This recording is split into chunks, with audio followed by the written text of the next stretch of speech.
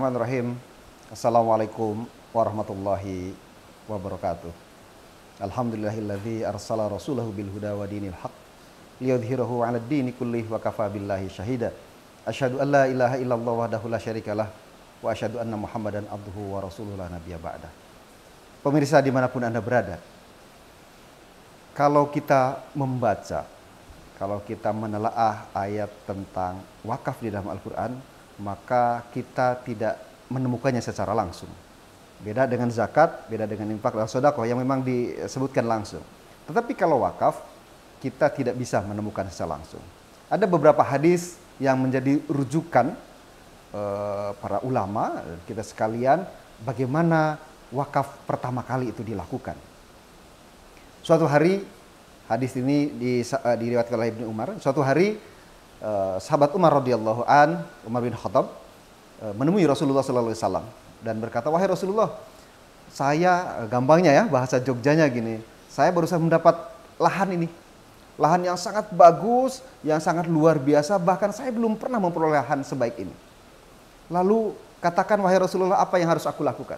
Begitu pemirsa, ketika para sahabat itu memiliki sesuatu yang bagus, biasanya segera menemui Rasulullah dan menanyakan kira-kira apa yang patut dilakukan. Rasul kemudian menjawab, kata-kata inilah yang kemudian menjadi dasar untuk melaksanakan wakaf. Ihbis aslaha wa sabbil samrotaha. Tahan pokoknya wahai Umar, jika engkau mau, insyita, jika engkau mau wahai Umar, maka tahan pokoknya lahan itu, ya. Karena itu lahan di Madinah, di Khaybar gitu, sebuah lahan yang subur, jika ditanami kurma itu menghasilkan kurma yang sangat luar biasa.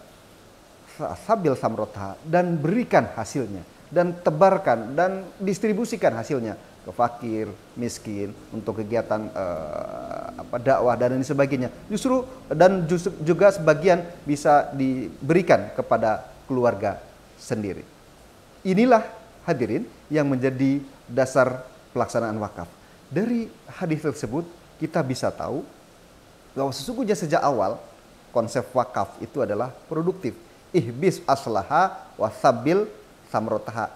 Tahan pokoknya lahannya sampai kiamat nanti ya. Namanya wakaf itu akan sangat relate dengan keabadian ya kalau wakaf itu. Jadi kalau lahan sudah diwakafkan, maka itu sudah tidak bisa diapa-apain ya sampai kiamat nanti.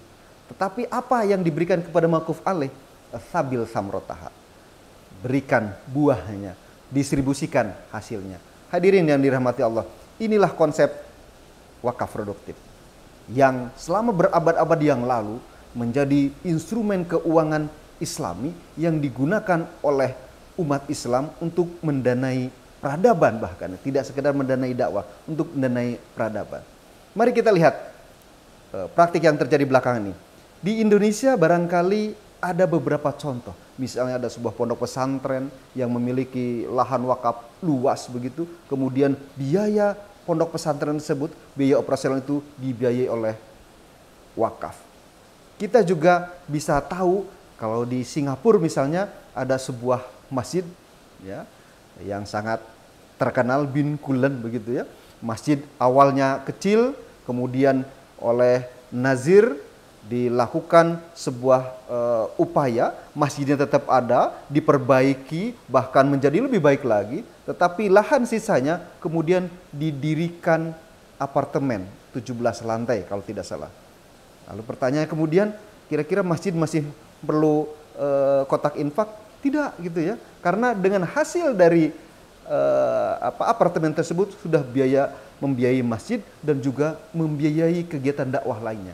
Hadirin yang dirahmati Allah, inilah tantangan bagi kita saat ini kita memasuki era baru perwakafan nasional. Yang pertama cirinya apa? Kalau dulu wakaf itu orang tua yang mohon maaf jelang selesai masa tugasnya di dunia gitu. Kalau sekarang yang berwakaf itu milenial, anak-anak muda yang tidak kaya-kaya amat begitu ya. Yang kedua, yang berwakaf itu harus tanah luas dan lain sebagainya sehingga harus orang kaya. Sekarang tidak lagi. Siapapun bisa berwakaf. Bahkan harga berwakaf bisa hanya secangkir kopi saja dengan wakaf uang. Yang ketiga, wakaf sekarang dikelola secara profesional. para nazir wakaf sekarang sudah melakukan